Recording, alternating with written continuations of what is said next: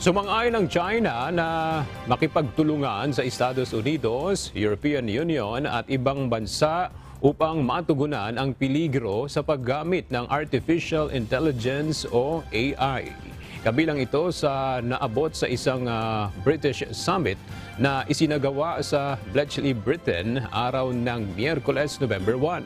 Layo ng AI Safety Summit na makabuo ng ligtas na pangangasiwa sa mabilis na nag-e-evolve na teknolohiya.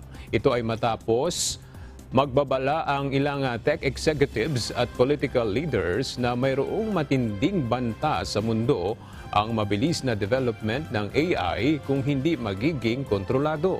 Kaya naman nagkukumahog ang mga pamahalaan at international institutions na bumuo ng mga regulasyon at safeguards. So now we should bring all of this work together towards minimum global standards for safe and ethical use of AI.